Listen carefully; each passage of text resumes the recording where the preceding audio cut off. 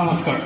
মাননীয় অধ্যক্ষ মহোদয়, মহামান্য সদন, প্ৰায় ৩ ঘণ্টা সময় সদনত বহি থকাৰ পাছতো যেতিয়া নিবনুৱা সমস্যাৰ টাটা স্কাইৰ লগত তুলনা কৰা সন্মানীয় বিৰোধী পক্ষৰ বক্তাজন জনাই দিব বিচাৰিছোঁ যে নিবনুৱা সমস্যা টাটা স্কাইৰ লগত তুলনা কৰাটো খুবেই হাস্যকৰ।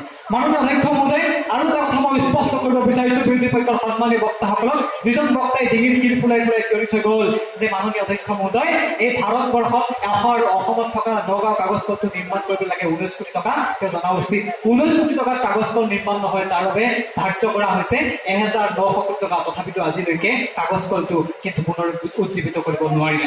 অধ্যক্ষ মহোদয়, সন্মানীয় বিৰোধী পক্ষৰ সেইগৰাকী বক্তাক জনাই দিব বিচাৰিছোঁ যিগৰাকী বক্তাই বাৰম্বাৰ উল্লেখ কৰি গ'ল এডভান্টেজ আছাম পতাৰ পিছতো অসমত কিয় নিবনুৱা সমস্যা সমাধান নহ'ল। তেওঁক জনাই দিব বিচাৰিছোঁ এডভান্টেজ আছাম কোনো বাৰ্ষিক অধিৱেশন নহয় যে অধিৱেশনত মাতি আনি কোনোবা নিবনুৱাক পুৰস্কাৰ দি সংস্থাপন দিব। এডভান্টেজ আছাম এটা চৰকাৰী বিনিয়োগ আৰু যাৰ জৰিয়তে কাম ইতিমধ্যে চলাই থকাই হৈছে এক পৰিকল্পনাৰ ভিতৰতে সীমাবদ্ধ। মাননীয় অধ্যক্ষ মহোদয়, বেংকে লোন দিছে, লোনৰ ওপৰত ঋণৰ হাৰ বৃদ্ধি কৰিছে, সেই বুলি কৈ থকা সন্মানীয় বিৰোধী পক্ষৰ বক্তাসকলে এই কথাটো অন্তত অনুধাৱন কৰক, অধ্যয়ন কৰক চৰকাৰৰ বিনিয়োগ নীতি, মেক ইন ইণ্ডিয়া অধ্যয়ন কৰক এডভান্টেজ আছামক।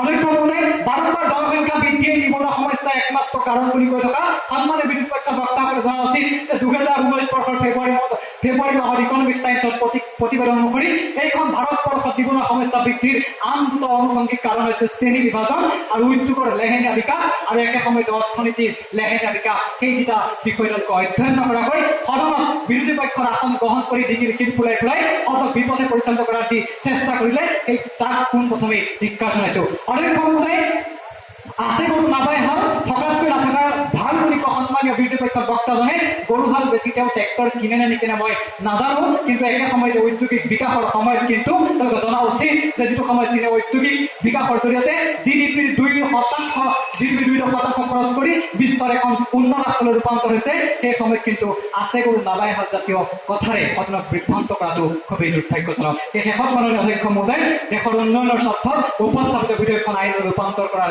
একেবাৰেই প্ৰয়োজন আছে, নহ'লে এইসমূহ চৰকাৰী এই সন্মানীয় বিৰোধী পক্ষৰ বক্তাসকলৰ প্ৰশ্নতে পৰি মই পুনৰবাৰ কৈছোঁ ভাৰতবৰ্ষ এটা যন্ত্ৰলৈ ৰূপান্তৰ হ'ব আৰু যিটো যন্ত্ৰই কেৱল মাত্ৰ নিবনুৱা সৃষ্টি কৰিব, তাৰ বাহিৰে কিন্তু একোৱেই নহ'ব। ধন্যবাদ মাননীয় অধ্যক্ষ মহোদয়, ধন্যবাদ মহামান্য সদন।